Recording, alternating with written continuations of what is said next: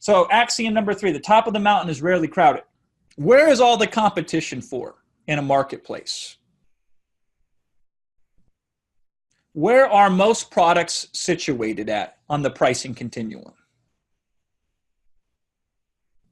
They're in the bottom or they're in the middle. They're in the bottom or they're in the middle, right? There are very, very few products in any product category. There are very few products in any category ever at the top. Very, very few. Headphones, for example, right? Who do we have in the premium headphone market? We have Bose and we have Beats by Dre, right? And then how many regular style headphones do we have? Or low price headphones? That's interesting, Joe. Yeah, you can get by being the second most priced thing in your market, but it's very hard to get by being the second cheapest in your market. Better to be the second highest price than the second cheapest, right? But there's thousands and thousands of different headphone manufacturers in the middle of the market, and there are thousands and thousands and thousands of headphone manufacturers at the lower end of the market, but there are not that many at the very top end of the market, and that's true for everything.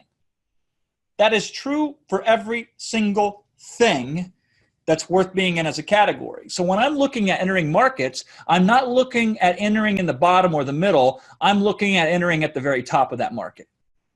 Now, there is a threshold in which people will no longer pay beyond a certain point no matter what. I want to find that threshold. I want to push towards that threshold, you know? The top of the mountain is rarely crowded. So when I was able to market and sell so much Amazon training, for $3,500 and then $5,000. I got those guys to increase the price. If we have time, I'll talk more about that lesson later. Because I convinced them to raise the price from $3,500 to $5,000. They had their biggest launch ever, but they screwed it up. They did one crucial thing when they increased the price that ultimately messed the whole thing up, right? Yeah. Now you're talking different categories, right? So this is interesting, Richard, because Richard says Bose is nowhere at the top of the market. I'm talking consumer headphones, right? I'm not talking the cans in the studio because I used to be an audio engineer. I know exactly what you're referring to. That's a whole different category, right? That's a very specialized market. And one of the ways that you increase price is through specialization, certainly. But in the consumer market, typically if you go to Best Buy or if you go to Walmart or if you go to any normal store where you can look at things side by side, Bose is going to be at the top end, and then there's going to be 100 things that are lower priced than Bose. Well, what's the benefit of being at the top of the mountain? Why is it important to be in a marketplace that isn't crowded? Why strategically does it make sense to find the place that you can market in where there's a lot less noise? Seems obvious, doesn't it? But a lot of people don't operate their business this way. Drew says more money for marketing, and that's true, but that's less the point here. The point is the number one thing you have to solve in marketing is attention. The first sell you have to make is the sell of pay attention to me. Ultimately, you have to make the sell of buy my product. But before anybody can buy your product, they have to know your product exists. And in order to do that, we have to get their attention.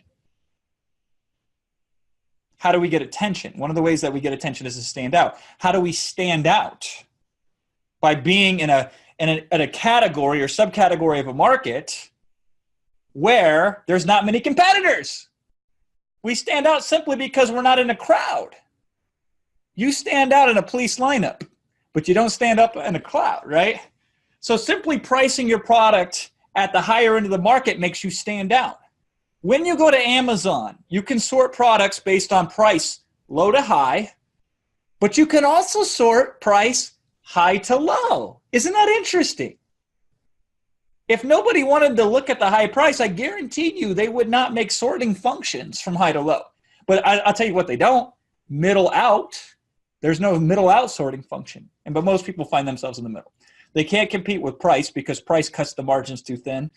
They can't compete on the upper end because there's psychological issues that get in the way of pricing your product at the upper end, right? So everybody competes in the middle. And that's the worst place to be in because there's so much noise in the middle. But the top of the mountain is rarely crowded, okay?